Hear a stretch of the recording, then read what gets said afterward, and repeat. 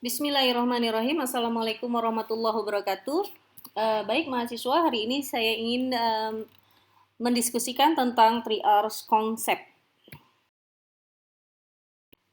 Seperti yang sudah dibahas sebelumnya, bahwa kita tidak bisa menafikan pemanfaatan hewan atau penggunaan hewan yang di dalam penelitian bioscience atau biomedis ya. Dan pada saat hewan digunakan di dalam penelitian, maka treatment penelitian yang diterapkan pada hewan mau tidak mau pasti akan menyebabkan rasa sakit dan stres pada hewan. Kenapa? Karena hewan dikondisikan di luar dari lingkungan atau habitat alaminya. Sehingga diperlukan berbagai metode atau sistem untuk mengeliminasi atau meminimalisir rasa sakit dan distres pada hewan. Disinilah letak dan peran dari kaidah etik pada hewan, ya. Jadi kalau bisa ditiadakan penggunaan hewan sama sekali. Tetapi kan sudah disampaikan sebelumnya bahwa penelitian, terutama penelitian yang terkait dengan biomedis, tidak memungkinkan kita tidak menggunakan hewan sama sekali sebagai penelitian praklinik dari penyakit-penyakit atau penemuan obat-obat yang terkait dengan manusia. Nah, oleh karena itu perlu diketahui bagaimana model yang harus kita kembangkan jika tidak menggunakan hewan. Atau seandainya kita menggunakan hewan, maka metode apa yang dapat digunakan untuk meminimalisir atau meniadakan rasa sakit dan distres pada hewan. Maka dirumuskanlah 3Rs konsep ini. Penerapan prinsip 3Rs ini sering sekali disebut sebagai penerapan atau metode alternatif ya terhadap metode tradisional di dalam pemanfaatan hewan coba di dalam riset. Nah, prinsip dari 3Rs adalah bahwa hewan digunakan dengan memperhatikan welfare, dengan memperhatikan kesejahteraan ya. Ini adalah suatu prinsip kebaruan ya, di mana sebelumnya masih belum cukup dilihat dari legislasi dan proses regulasi yang muncul di etik hewan ya, bahwa dulu masih belum aware orang akan welfare pada hewan saat digunakan sebagai objek riset. Nah, 3Rs ini adalah sebagai prinsip kebaruan ya, prinsip kebaruan sehingga kita bisa menyebutnya sebagai sistem alternatif ya dari pemanfaatan hewan sebagai model riset. Apa sih yang dimaksud dengan 3Rs prinsip ya? Ada 3 R gitu ya, reduction, replacement, and refinement. Reduction di sini ya maksudnya adalah mengurangi jumlah hewan yang digunakan di dalam penelitian. Seberapa banyak jumlah hewan yang bisa kita kurangi? Sejumlah minimalis yang dibutuhkan data statistik menjadi data yang sahih gitu ya. Jadi seminimalis mungkin yang memenuhi kaidah statistik ya. Tidak boleh 1, tidak boleh 2, tetapi harus bisa diolah secara statistik sehingga mendapatkan hasil uji statistik yang sahih dan valid ya. Kemudian replacement. Nah, penggunaan teknik-teknik yang non hewan sebisa mungkin adalah menjadi pilihan awal untuk menggantikan hewan sebagai objek dari riset. Tetapi sekalipun tidak bisa, maka penggunaan hewan ya harus memenuhi kaidah-kaidah misalnya berurutan dengan memulai dari hewan yang tingkat rendah terlebih dahulu ya, sebagai uji pendahuluan bisa kita gunakan hewan-hewan primitif misalnya pada level larva ya, atau pada level embrio ya, untuk menguji toksisitas misalnya. Nah, ini adalah bagian dari replacement. Baru setelah lolos uji toksisitas pada level larva ataupun embrional, baru bisa digunakan hewan yang sudah cukup dewasa atau misalnya hewan yang tingkatannya lebih tinggi lagi. Kemudian yang ketiga, prinsip yang ketiga adalah refinement. Nah, refinement ini adalah suatu modifikasi teknik-teknik penelitian yang dapat mengurangi rasa sakit dan distres yang mungkin pasti ya, bukan mungkin lagi, pasti akan dialami oleh hewan yang dimanfaatkan di dalam riset. Tujuannya refinement ini adalah untuk meningkatkan kualitas studi. Kita bahas satu persatu ya bagaimana 3Rs konsep ini bisa berlaku. Ya, sudah disampaikan tadi bahwa prinsip dari reduction adalah jumlah hewan yang digunakan seminimal mungkin, tetapi dapat memberikan hasil yang sahih. Ya, maka metode yang digunakan untuk reduction adalah group size harus rasional. Contohnya pilot study menggunakan variabilitas yang lebih tinggi, ya, sehingga jumlah hewan ulangan perlakuan itu menjadi lebih sedikit. Semakin tinggi variabilitas dari dosis misalnya, maka jumlah ulangannya akan semakin sedikit. Kemudian evaluasi prosedur. Ya, evaluasi prosedurnya juga menjadi kajian bagaimana supaya semakin tinggi variabilitas dari evaluasi prosedur itu juga menurunkan jumlah ulangan dalam satu kelompok treatment, ya. Dari mana kita bisa menentukan? Dari menggunakan perhitungan statistik, ya, menggunakan berapa N sampling yang dibutuhkan sehingga hasil ujinya bisa diukur secara statistik dan valid. Yang kedua adalah menentukan desain yang cermat, ya, bisa menggunakan kelompok kontrol yang telah digunakan orang lain, misalnya dalam efek pertumbuhan ayam broiler, ya, sudah banyak penelitian dengan menggunakan ayam broiler. Cari data-data artikel, ya, penelitian yang menggunakan ayam broiler pada ras yang sama, umur yang sama untuk kelompok kontrol. Jika parameternya adalah pertumbuhan, maka kita bisa gunakan data tersebut, merujuk pada hasil penelitian tersebut. Jadi penelitian Anda tidak perlu lagi menggunakan kontrol, gitu ya. Ayam broiler yang orang lain telah melaporkan kontrolnya dengan pertumbuhan yang sama, gitu ya. Yang ketiga adalah memaksimalkan penggunaan hewan. Contohnya, beberapa prosedur terminal per hewan. Jadi dalam satu hewan, misalnya saya melakukan uji toksisitas terhadap zat A, gitu ya, dimasukkan ke dalam hewan. Saya mau lihat toksisitasnya terhadap hati. Untuk mengambil organ hati, maka kita harus membunuh hewan. Nah, kalau bisa, ya, secara etik, ya, bukan kalau bisa lagi, memang diharuskan. Kaidah etik menyarankan bahwa untuk membunuh hewan, jangan sampai hanya kita mengambil satu organ saja. Manfaatkan seluruh. Kalau perlu tidak tersisa apapun dari tubuh hewan itu, sehingga data akan sangat banyak.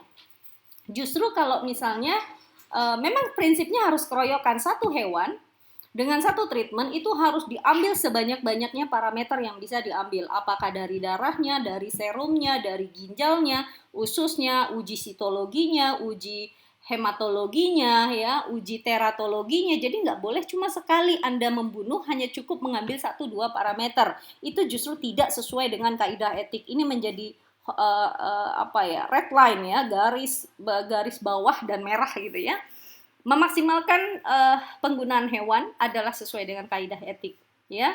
Seperti tim saya itu banyak sekali. Jadi ketika satu treatment memang harus memerlukan bisa 20 parameter. Nah, itu bisa dimanfaatkan untuk mahasiswa mengambil data sebagai studi bahan penelitian skripsinya. Itu sesuai dengan kaidah etik. Justru itu yang sesuai. Justru yang kalau cuma penelitian, cuma ngambil satu hati, organ hati saja dievaluasi toksisitasnya, udah hewan dibunuh. Nanti mencit yang baru, itu justru penelitian yang tidak sesuai dengan kaidah etik. Ya, kemudian menggunakan model yang tepat. Model yang tepat ini spesiesnya tepat. Apakah tepat mewakili, gitu ya, mewakili parameter atau indikator penelitian yang digunakan. Kemudian hewannya harus sehat dan seragam secara genetik, sehingga apa? Responnya, ya, diharapkan juga seragam. Strainnya seragam, seksnya seragam, umurnya seragam, bahkan berat badannya pun harus seragam, sehingga respon dari obat terhadap keseragaman. Jadi efek atau hasil yang didapatkan murni hanya disebabkan karena perlakuan, bukan karena keragaman dari sampel objek risetnya, gitu ya. Jadi murni hanya dari perlakuan. Kemudian meminimalisir kematian hewan. Nah, jika hewan tersebut tidak diambil organnya sama sekali atau bisa diupayakan, misalnya hanya uji pengambilan parameter darah atau serum, ya, kalau bisa hewannya tidak perlu mati, gitu ya, tidak perlu dibunuh. Meminimalisir kematian hewan, dan kalaupun harus dibunuh, ya harus dimanfaatkan seluas-luasnya dan sebanyak-banyaknya parameternya. Prinsip yang kedua adalah replacement. Apa itu replacement? Replacement adalah pengembangan metode yang memungkinkan penggunaan selain hewan tradisional. Contoh, misalnya pada hewan non-makhluk hidup, atau biasa kita sebut atau kita kenal dengan inanimate system atau sistem in vitro, atau hewan-hewan non-tradisional. Yang ketiga adalah prinsip refinement. Refinement ini adalah bagaimana kita mampu menyempurnakan teknik atau metode-metode yang digunakan di dalam upaya menurunkan atau meniadakan rasa nyeri, sakit, dan distres pada hewan. Penerapan refinement ini itu melakukan pola pendekatan untuk meningkatkan kualitas studi. Tetap kualitas suatu studi atau suatu riset itu menjadi yang utama, ya. Menurunkan dan meniadakan misalnya dengan menggunakan obat-obatan anti nyeri atau analgesik, ya, itu sebisa mungkin tidak mempengaruhi atau menurunkan kualitas dari studi, ya, tetap bisa tidak berpengaruh terhadap studi, ya. Kemudian bagaimana misalnya menyuntik, ya, menyuntik bagaimana posisi dan lokasi penyuntikan yang sangat minim, ya, menimbulkan rasa sakit, ya, penggunaan anestesi, penggunaan antiseptik yang baik itu harus sesuai dengan kaidah The Guide yang sudah saya sampaikan sebelumnya. Nah, ini kemudian ada beberapa contoh kasus, ya, kenapa kemudian isu 3Rs ini muncul, ya. Jadi dulu tahun 20-an, 1920 sampai awal tahun 60-an, ya, untuk menguji apakah seorang wanita mengalami kehamilan, ya, itu perlu 1 ekor kelinci, gitu loh, 1 ekor kelinci yang dikorbankan. Jadi urin wanita hamil diinjeksikan ke dalam kelinci. Nah, kemudian apabila kelinci tersebut mengalami proses ovulasi, gitu ya, ovulasi terjadi sampai terbentuk korpus luteum, maka dokter manusia, ya, itu bisa menetapkan diagnosis bahwa si wanita tersebut hamil, ya. Kebayang untuk satu wanita mengorbankan 1 ekor kelinci. Nah, sejalan dengan isu itu berkembang, ya udah, bagaimana kalau misalnya kita turunkan tadinya kelinci, pakailah kemudian Galimanini, uji Galimanini, ya. Itu menggunakan katak jantan. Ya, katak jantan disuntikan urin wanita hamil ke saccus dorsalis katak jantan, lalu dalam waktu 1 jam tanpa harus membunuh katak jantan, maka katak jantan ini dia akan mengalami urinasi, ya, urinasi, dan di dalam urinnya itu terdapat sperma. Nah, baru setelah ditemukan sperma yang dikeluarkan melalui urin katak, dokter mendiagnosis bahwa wanita tersebut hamil. Lebih etik, ya, tidak menyebabkan kematian pada katak, ya, dan secara ilmiah, secara konsep teori sesuai bahwa HCG yang terdapat pada urin wanita hamil dia berperan sebagai FSH-like, gitu ya, pada katak jantan. Sehingga bisa men-trigger pengeluaran testosteron dan men-trigger pengeluaran sperma dalam waktu singkat, ya. Nah, kemudian terus berkembang, gitu. Kalau bisa tidak menggunakan hewan sama sekali. Nah, akhirnya mulailah dikembangkan anti HCG, ya, anti HCG yang bersifat stabil pada suhu ruangan, gitu ya. Terdapat pada benda, dan benda tersebut bisa sebagai indikator dari uji tes kehamilan yang seperti sekarang kita bisa nikmati, yaitu adanya test pack, ya, pada uji kehamilan. Jadi itu berproses, ya. Dan ini adalah proses 3Rs dalam rangka replacement, refinement, dan reduction. Kemudian juga bahwa pengujian endotoksin, misalnya dulu menggunakan kelinci, banyak sekali kelinci digunakan di dalam pengujian biomedis, ya, sehingga lab-lab riset biasanya sangat mengembangbiakan kelinci dalam jumlah yang cukup banyak sesuai dengan kebutuhan peneliti, ya. Pemaparan kelinci terhadap bahan uji, adanya gejala demam, delirium, atau misalnya pada kedokteran gigi adalah bagaimana perkembangan gigi kelinci dievaluasi. Nah, sekarang sudah diarahkan untuk misalnya menggunakan hewan yang lebih rendah, ya, apakah menggunakan Limulus amobicet lycet assay atau menggunakan darah horseshoe crab, ya, jadi mengambil darah tanpa mematikan hewan, ya, atau uji endotoksinnya dengan hanya mengambil sampel darah saja, dan akan terjadi koagulasi jika positif endotoksin, karena endotoksin akan mengkoagulasi sel darah merah, gitu ya.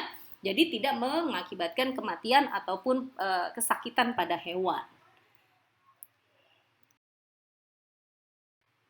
Jadi ya, seperti yang saya ceritakan bahwa akhirnya muncullah metode alternatif ya. Pertimbangannya adalah faktor ekonomi. Yes, daripada kita memelihara kelinci, kemudian juga secara etik dia membunuh banyak kelinci dan harus ada penjelasan ilmiah konsep dasarnya apa, mekanismenya masih bisa sesuai dengan prinsip keilmuan ya, persyaratan regulasi juga berubah dan pola pendekatan yang human, maka muncullah metode konsep alternatif 3Rs ini ya, karena faktor-faktor ini. Oke, nah sekarang kita akan bahas bagaimana nih alternatif yang muncul akibat adanya pertimbangan 3Rs tadi ya. Ada menggunakan sistem non makhluk hidup ya, inanimate system, menggunakan in vitro atau hewan non tradisional atau in vivo yang advance.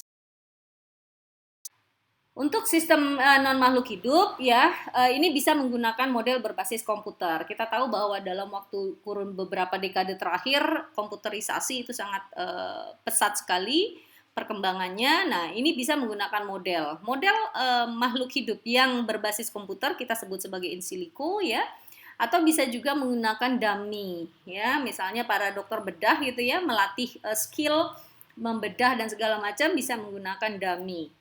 Kemudian bisa menggunakan sistem pengujian yang berbahan dasar kimia. Misalnya untuk mengetahui kerja enzim, kita bisa meng-create senyawa kimia yang memiliki struktur kimia sama dengan enzim yang sedang kita teliti. Itu bisa juga untuk meniadakan enzim yang secara in vivo terdapat pada hewan.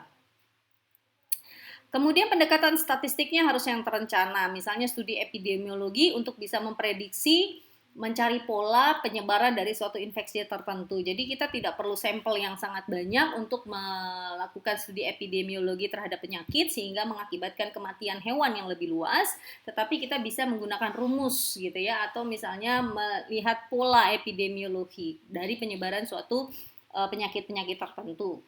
Kemudian program komputer ya, itu juga bisa dibuat ya untuk mendemonstrasikan bagaimana proses in vitro atau in vivo ya. Terutama ini hal ini biasa digunakan di dalam pembelajaran ya. Proses pembelajaran kita tidak perlu lagi mengorbankan hewan yang begitu banyak. Kita bisa menggunakan media pembelajaran melalui komputerisasi atau studi literatur. Nah, ini contoh yang in silico ya. Tadi sudah saya sampaikan untuk mempelajari struktur kimia kita bisa membuat ya secara sintetis ya untuk menguji aktivitas ataupun uji toksisitas dari bahan uji sehingga bisa memperkuat hipotesa sebelum masuk ke tahap in vitro atau in vivo. Contoh sistem yang berbasis kimia, contohnya adalah misalnya pengujian bahan yang bisa mengiritasi mata, ya, secara akut. Nah, bahan tersebut diuji matriks proteinnya menjadi suatu opak yang jika terpapar oleh iritannya bisa kita treatment apa gitu ya. Nah, jadi bisa menggantikan uji iritasi pada kelinci. Biasanya kita gunakan uji iritasi pada kelinci. Zat tersebut diteteskan pada kulit kelinci atau mata kelinci dan apabila terjadi iritasi maka ini bisa dikatakan zat yang iritan gitu. Tetapi kan menggunakan hewan. Nah, kita bisa menggunakan bahan kimia saja. Baik, kemudian apa keuntungan dan kerugian? Ya, dari berbagai pertimbangan tentu ada plus, ada minus ya, ada keuntungan, ada kerugian. Keuntungannya adalah jelas sangat berguna sebagai sebagai pertimbangan awal ya. Jadi bisa sebagai preliminary study ya atau preliminary research, uji pendahuluan. Bisa juga langsung digunakan dan mudah diakses, cenderung mudah diakses ketika itu komputerisasi. Kemudian kerugiannya jelas saat pengembangan pasti akan diperlukan apakah gitu ya, apakah proses yang terjadi secara in silico atau proses yang terjadi secara program yang didesain atau studi epidemiologi yang diprediksi itu pada kenyataannya akan sama. Nah, dengan pada infeksi yang terjadi pada hewan gitu ya. Jadi tetap dibutuhkan hewan di dalam proses pengembangannya. Kedua ada sistem in vitro ya. Nah, untuk in vitro itu biasanya digunakan untuk riset dasar ataupun terapan. ya, menggantikan atau sebagai suplementasi assay secara in vivo, ya. Biasanya dimanfaatkan untuk pengujian toksisitas dan efektivitas bahan uji bagi farmasi, kimia ataupun kosmetik. Kita bisa lihat di sini bahwa kategori in vitro ya dalam pengukuran ya terbatas jelas karena biasanya in vitro hanya satu organ saja, hanya satu enzim saja, hanya satu aspek saja. Kemudian evaluasinya juga kajian metabolismenya relatif lebih rendah dibandingkan in vivo karena kompleksitas dari sistem in vivo tetap lebih baik dibandingkan in vitro. Ya, karena in vivo melibatkan banyak sekali sistem di dalam tubuh ya yang berperan di dalam proses metabolisme zat atau obat. Ya, simulasi untuk administrasi obat juga pada in vitro tidak bisa. Apakah diinjeksi? Apakah sama kalau obat itu diinjeksi atau obat itu di melalui oral ya cekok atau misalnya intraperitoneal itu akan berbeda sekali ya. Sementara di in vitro harus bisa dilihat gitu ya bahwa efisiensi dari administrasi obat ini baiknya lewat mana.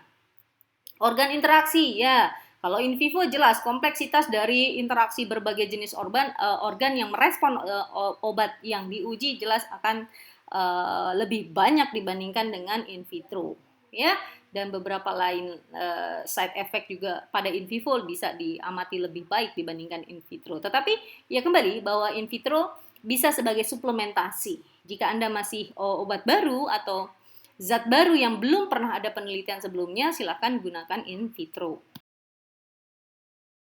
Metode yang sering dikembangkan adalah jelas kultur jaringan. Ya, kultur jaringan ini mirip sekali mewakili individu. Sifatnya multisel, kemudian lebih kompleks dan mengandung berbagai elemen yang dibutuhkan oleh sel.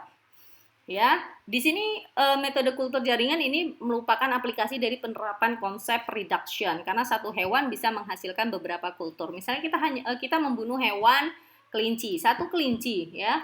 Kita kultur jaringan parunya. Dari jaringan paru yang ada kita bisa potong menjadi beberapa ratus gitu ya, dan itu mewakili sekian ratus sampel. Kebayang kalau kita menggunakan 100 kelinci kan gitu. Jadi cukup membunuh satu, tetapi kita bisa mendapatkan ulangan yang lebih banyak. Dan tidak ada proses manipulasi pada hewan sebelum hewan dimatikan atau diterminasi. Nah, ini bisa kita lihat ya bahwa kriterianya untuk in vivo berbanding in vitro ya. Nah, bagaimana contoh-contoh studi yang bisa digunakan secara in vitro ya? Beberapa studi toksisitas, iritasi, inflamasi, kanker, imunitas, mutasi gen dan kelainan pertumbuhan itu biasa digunakan in vitro ya. Kita bisa lihat di sini ada 2 dimensi assay dan ada 3 dimensi ya. Ini adalah kultur ya, kultur dari sel darah atau kultur dari jaringan. Kita bisa menggunakan reader ya, ELISA reader ataupun bioassay ya yang lainnya atau PCR misalnya untuk mengamati perubahan jaringan yang terjadi ya. Hitungan sampelnya memang penelitiannya lebih mudah dan cepat dibandingkan in vivo model ya. Kalau yang di in vivo kita harus melihat perkembangan penyakit itu atau katakan sel tumor, kita lihat perkembangannya bisa berminggu-minggu atau bahkan berbulan-bulan. Tentu saja relevansinya makin in vivo ya makin baik ya. Nah, ini ada contoh kegunaan kultur jaringan paru ya. Jadi kita membunuh satu hewan tetapi kemudian paru-parunya bisa dipotong menjadi beberapa bagian dan menjadi kelompok ulangan ya. In vitro assay harus memiliki kualitas sebaik assay yang digantikan dalam in vivo terutama ya. Kemudian validnya jelas, aspek masih menantang, masih sangat luas karena berbagai metode harus diuji terlebih dahulu apakah menghasilkan validitas data yang sahih yang sama dengan in vivo ya. Kemudian proses evaluasi masih harus secara menyeluruh ya, harus diuji kembali dan merupakan metode, tetapi secara metode dia dapat diterima ya, dan secara regulasi memang sesuai ya dengan animal welfare dan konsep 3Rs. Apa keuntungan dan kerugian dari sistem in vitro? Keuntungan jelas mendukung sekali konsep 3R. Kerugian, nah pada saat pengembangan masih tetap memerlukan jumlah hewan yang cukup banyak untuk validasi. Tetap akan dipertanyakan apakah sama reaksinya jika jaringan paru saja yang diberi obat atau hewan yang diberi obat tersebut, ya, di mana ada interaksi kapiler darah, ada interaksi dengan jantung, ada interaksi dengan metabolisme obat gitu ya. Jadi tetap diperlukan studi in vivo. Nah, yang ketiga adalah hewan tradisional non tradisional ya. Uh, di sini studinya adalah menggunakan hewan substitusi, artinya spesies yang berasal dari kasta yang lebih rendah, dari kelas yang lebih rendah. Kenapa? Karena hewan dari kelas yang lebih rendah biasanya tidak sensitif, ya. Kedua, lebih ekonomis, ya. Ketiga, lifespan-nya lebih pendek, ya. Dan public attention ini yang menjadi penting, ya, kalau kaidah etik. Public attention atau concern public terhadap pemanfaatan hewan ini di dalam riset itu lebih rendah dibandingkan primata contohnya ya. Artinya kalau kita menggunakan amfibi berudu gitu ya, membunuh 1000 berudu ya orang tidak terlalu ya sudah nggak apa-apa gitu ya, masih belum terlalu concern ke arah sana. Beda dengan para penganut animal right ya. Kalau animal right apapun status hewan, hewan tidak boleh digunakan oleh manusia ya. Bahkan untuk dikonsumsi juga tidak boleh gitu. Tapi kalau animal welfare concernnya masih diperbolehkan. Berudu bisa menggantikan katak gitu ya. Umumnya menggunakan respon terhadap toksin ya, sama seperti kita gunakan tikus atau mencit ya. Biasanya digunakan untuk studi kanker, mutagenesis, teratogenesis atau studi reproduksi. Beberapa spesies yang biasa digunakan hewan tingkat rendah adalah ikan. Nah, di Indonesia beberapa waktu terakhir ini berkembang zebrafish. Zebrafish dikembangkan atau diteliti ya, ternyata memiliki kesamaan gen yang cukup baik sama gitu ya, terhadap manusia, dan beberapa program studi terutama farmasi gitu ya sudah mulai menggunakan zebrafish sebagai hewan model dari beberapa penyakit degeneratif seperti diabetes ya, penyakit tekanan darah itu, hipertensi, hiperkolesterol itu juga banyak sudah dilaporkan menggunakan zebrafish daripada tikus gitu ya ataupun mencit ya. Apa keuntungan dan kerugian? Jelas ya, karena dia hewan tingkat rendah tidak lebih peka terhadap rasa nyeri dan distres. Lebih ekonomis, jelas. Pemeliharaan lebih sederhana ya, memelihara berudu, larva. Kalau saya biasa gunakan larva udang untuk uji toksisitas. Hanya waktu 24 jam kita bisa mendapatkan 1000 udang, gitu. Artinya 1000 ulangan bisa kita lakukan. Kemudian mewakili organisme kompleks ya, karena dia sudah berupa individu dibandingkan kultur jaringan yang hanya satu jaringan saja. Kerugiannya tidak selalu mewakili target yang lebih tinggi. Ya, berudu orang akan mempertanyakan kembali apakah ketika di treatment pada berudu akan sama responnya dengan pada katak dewasa gitu. Apalagi apakah sama pada manusia? Padahal sistem katak tentu berbeda, jantung katak saja berbeda gitu. Sistem termoregulasi hewan katak juga berbeda, metabolismenya juga berbeda, maka biasanya akan dipertanyakan. Kemudian tantangan pengerjaan teknis, jelas sekali bagaimana mengambil darah pada ikan zebrafish yang sedemikian kecil, maka diperlukan skill yang cukup baik ya, dan sulit administrasi komponennya juga menjadi salah satu kerugian dari hewan non tradisional. Kemudian yang keempat ada sistem in vitro advance ya. Ini ada transgenic animal, ada not out ya, dan ada reconstituted animals ya. Mungkin Anda pernah mendengar beberapa tentang transgenic animal. Di sini bisa lihat ya. Awalnya domba gitu ya. Kemudian ini ada domba putih diberi cat, bukan dicat ya, sebenarnya gen hitam gitu, maka domba tersebut bisa menjadi berwarna hitam gitu karena disisipi oleh gen rambut berwarna hitam. Apa itu hewan transgenik? Ya, secara definitif hewan transgenik adalah hewan yang memiliki DNA atau gen asing yang terintegrasi di dalam genom tubuhnya. Ya, di mana gen asing ini akan diinsersikan pada germline melalui teknik rekombinan DNA, sehingga pada saat dia lahir ya, nanti akan lahir, jadi ada host ya, ada induk. dia lahir dia sudah membawa gen yang sudah disisipi tadi, ya. Nah, ini biasanya baik sekali untuk penelitian-penelitian beberapa penyakit strategis pada manusia, ya, hipotensi, hipertensi, kemudian diabetes, ya, melalui proses gen aplasia pankreatik, ya, atau gigantism, ya, kaitannya dengan transgennya adalah growth hormone, ya, atau hepatitis, kebotakan, ya, atau resistensi metotrexat yang cukup penting bagi manusia. Begitu juga dengan kanker, ya, beberapa gen sudah bisa diinokulasi dan diinsersikan pada hewan percobaan.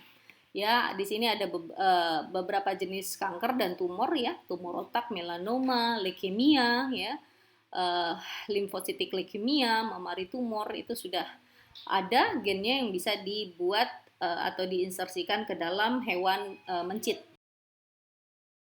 Yang kedua adalah hewan knockout.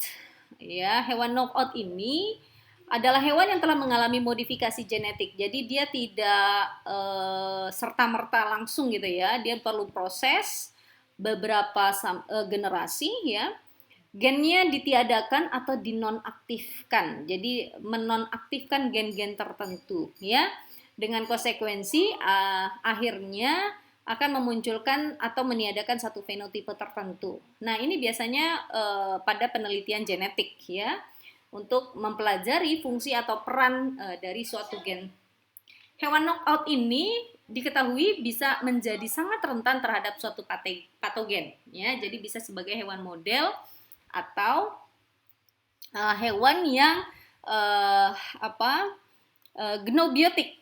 Nah, ini bisa digunakan hewan knockout, ya. Apa kerugiannya? Keuntungan dan kerugian jelas pasti ada, ya, menggunakan hewan-hewan ini. Pertama, dilihat dari prosesnya jelas mahal, ya. Kemudian memerlukan banyak hewan, tetap sama saja dengan hewan tradisional. Pemeliharaan dan pengembangan lebih kompleks. Anda bisa bayangkan dia akan lebih sensitif sekali, serta tanggung jawab dan risikonya lebih besar, ya. Tetapi keuntungannya dia memiliki signifikansi ilmiah sama persis dengan hewan tradisional, ya, sama dengan hewan yang biasa digunakan sebagai hewan riset. Kemudian malah lebih relevan di dalam pengembangan hewan-hewan model atau hewan-hewan eksperimental yang relevan pada penyakit-penyakit mewakili manusia. Baik, saya rasa cukup sekian, ya, diskusi kita tentang 3Rs. Ya, terima kasih. Assalamualaikum warahmatullahi wabarakatuh.